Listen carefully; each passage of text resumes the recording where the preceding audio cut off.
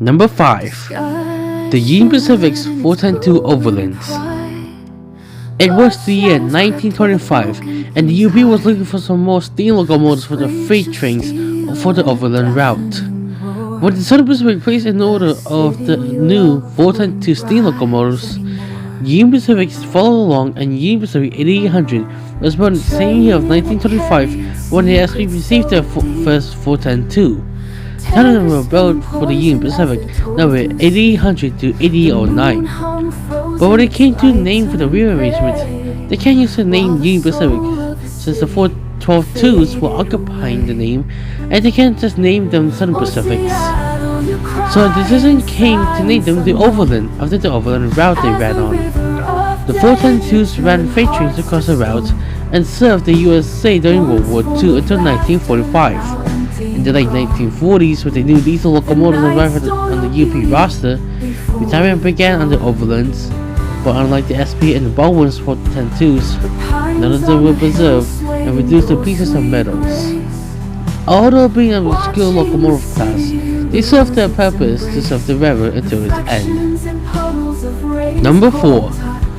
The Soo Line's N20 482s. The Minneapolis, St. Paul, and Sault Ste. Marie, or simply the Soo Line steam locomotives like the 462s and the 282s, were handling the jobs fine until 1926. The Soo Line bought 10 new 482 Mountains from the American Locomotive Company, or ALCO for short, classified as N20s, number 4000 to 4009. They bear a resemblance of USRA's light mountains, but just updated. 2 years later, in 1928, the Soo received 8 more from ALCO, number 4010 to 4017. And finally, the railroad built 3 more N20s in 1930, number 4018 to 4020. The mountains hauled trains with the Soo Line, either freight or passenger trains, and boosting the USA after its entry to World War II in 1941. After the war ended, everything returned to normal until the late 40s and 50s, where the diesels arrived on the Soo and were bumped down before retirement and were scrapped. But 2 tenders from the mountains managed to survive. The first one was used on Grand Trunk Western K4A 462 Pacific number 5629. Under which locomotive tender was used on the Pacific, but it met its end in 1987 when 5629 was scrapped by Metra after Jetson didn't took it off on their property. The second tender has a happy ending. In 1993, when the Grand Canyon Railway began restoring 4960, a Chicago Blazing Quincy 01832 Mikado to operational condition, her original tender didn't fit in the needs of the railway because 1. It's in poor condition, and 2. It's small to do a full round trip of 64 miles on former Santa Fe trackage to the south rim. So midway through the restoration, they needed a new tender to become 4960's permanent tender to haul trains. After looking through a dozen of tenders, 4018's tender was a chosen candidate, given a few modifications, and was attached to the engine when the restoration was finished in 1996. The tender is still worth 4960 to this day, seeing many round trips to the Grand Canyon. Even though the 4482 isn't preserved, a tender from the DC steam locomotive class is still kicking on to this day. Number 3. The Santa Fe's 32 Mikados. Beginning in 1902, the Addison, Topeka, and Santa Fe ordered 15 new 22 Mikados from the good old friend the Baldwin Locomotive Works. The last Mikado, number 899, was finished being built in 1903 and was classified as the 885 class. 10 years later, in 1913, 29 new Mikados were built by Baldwin again, number 3100 to 3128, as part of the 3100 class. These Mikados were mainly used on freight trains, but sometimes passenger trains. In 1916, Baldwin made more Mikados, with a total of 30 were built, number 3129 to 3158 for the 3129 class. Then from 1917 to 1920, Bolton made 128 more Mikados for the 3160 class, number 3160 to 3287. Then from 1921 to 26, 101 Mikados were built by Bolton again for the 4000 class, number 4000 to 4100. But midway through the production of the 4000 class, 2 Mikados, as part of the 1798 class, numbers 1798 and 1799, were added to the roster. These two were unique as they were originally two 882s, but they were split up into two separate engines. So if we add up all the Mikados together, the ETSF had a total of 305 Mikados in total. Wow! But during World War II in 1945, the Pennsylvania Railroad gave the ETSF 3 of their own Mikados, which were part of the L1 class. Those engines are 4031, 4185, and 7342, which were built between 1916 to 1917, and were renumbered to 882, 883, and 884.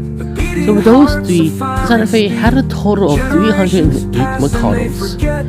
But after World War II ended, scrapping commenced in 1947 with the XBRR L1s going to the scrappers, with the 885, 3100, and the 3129 class following along in 1948. And finally, the 3160 and the 4000 class followed in 1950.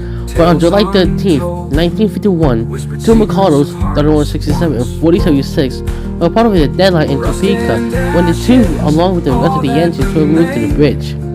If you don't know, that date marked the great floods of 1951 where the water in the Kansas River rose too much. The engines, including the 2 Mikados, tried to hold the bridge, but it wasn't a success. The bridge gave way as the 2 Mikados, along with a 262 Prairie type number 1035, fell into the river below, never to be seen again. After the flood, scrapping continued, with the last one being cut up in 1955. In my opinion, these classes of Mikados had caught my attention, from the 1798 class to 3167 and 4076 being lost in the river. I have to say, this is my interesting pick. Number 2. The Canadian Pacific G4 462 Pacific. This is something I've been looking for the longest, an extinct steam class from Canada, and I finally have it. Credit to Warfare Rail for this. They even listed more extinct Canadian steam classes, all those Canadian Pacific steam. Maybe this will be a separate video, but back to the topic. Our journey starts from the Canadian Pacific Railway. We're looking for some new steam locomotives after replacing the old wooden passenger cars with new heavyweight passenger cars. With the new 462 Pacifics, more were built in 5 classes: the G1s, the G2s, the G3s, the G4s, and the G5s. The G4s will be the main focus. In 1919, the Canadian Pacific Railway built 18 new 462 Pacifics, designated as the G4A and G4B, which made up the G4 class. The 18 engines were numbered 2700 to 2717. These locomotives were placed on revenue service on the CPR, only both freight and passenger trains. Built the 464 Hudsons arriving in 1929, they were bumped down to smaller trains and served Canada during World War II. And you know the deal, diesels came and the Pacific started to be retired and the G4s were scrapped one by one.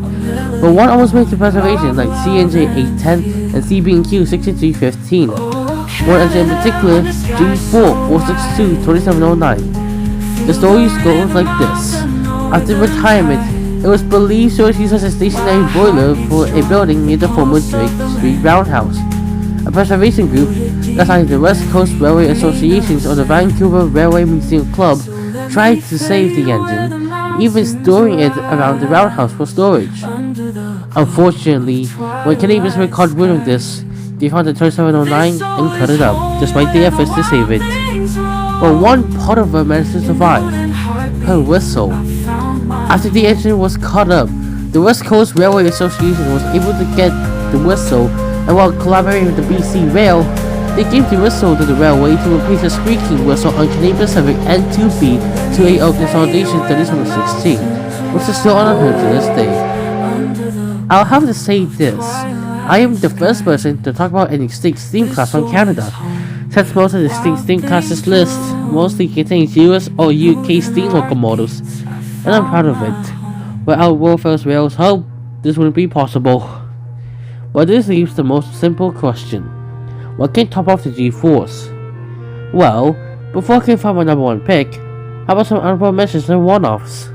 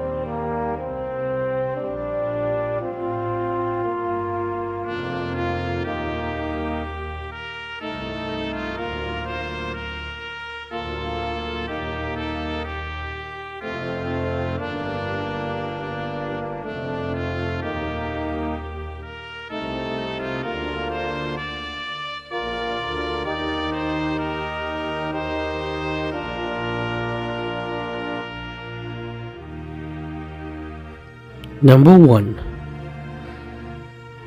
Timken 4 Aces. You probably didn't expect this, and 44 Northern from a Royal Bearing Company.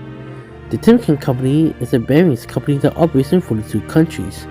Back then, it was looking to replace the old axle boxes, which were common on rolling stocks during the steam era. When the Santa Fe tried the new rubber bearings, making it a success. But the Timken Company wanted to promote the new rubber bearings even further to prove they were more reliable than the axle bearings. So they contracted with the American Locomotive Company, or ALCO, to create a 44 Northern with all new rubber bearings. The locomotive, Timken 1111, or 4 Aces, became a demo unit for the company and made its first demonstration runs on freight trains on the New York Central. The Northern was subsequently used on passenger and freight trains on 13 other railroads, such as the Chesapeake, Ohio, the New Haven, and the Pennsylvania Railroad, with the company allowing them to use the demo unit free of charge. And boy, they did it! The PRR and CNO used 1111 on many trains, and the CNO was encouraged to upgrade their passenger locomotive fleet. At some stations, 3 people, mainly men, would pull the locomotive and got it to move, demonstrating it can produce little friction unlike the journal boxes. When the locomotive arrived at its first steam railroad, the Northern Pacific, the locomotive was tested with a dynamic car and placed on the empties of vessel trains. But while pulling the North Coast Limited, it suffered a crown sheet failure. Timken demanded to repair it, but they rejected it, saying they didn't own the engine, which led to the railroad buying 1111 and was renamed to 2626 and joining the other NP Northerns on February 8, 1933. Being classified as an A1, the 2626 was used on passenger trains between Seattle and Yakima, Washington State, then shifted to passenger trains to Missoula, Montana. The engine will hold an excursion for her final run from Seattle to Cleveland, Washington State. Efforts were made to save the 2626, and even the Timken Company also tried to save their own demo units and returned to Canton, Ohio's HQ. Before negotiations were completed, it was sadly scrapped in South Tacoma, Washington State in 1958. Although this Timken locomotive wasn't saved, its rolling bearings, however, are still very common on railroads to this day, and even on many steam locomotives, which most of them are still around to this day, still equipped with their rolling bearings. Even though the following steam locomotive classes in this list are not worth us anymore, there's something we can agree on. These locomotives, although scrap, serve the vital purpose of hauling passenger, freight, or both on the railroads until meeting their fateful ends. And plus, we have so many preserved steam locomotives in Canada, United States, and Mexico, most of them on display, but some running special excursions either on the main line, on tourist railroads, or railroad museums. We should be happy with these locomotives being saved the efforts of many groups or museums. But some extinct steam locomotives are rising from the ashes, like the infamous C1 project. So we can learn all about preserved steam locomotives in the not-so-very steam locomotive classes to teach us all about the golden age of steam.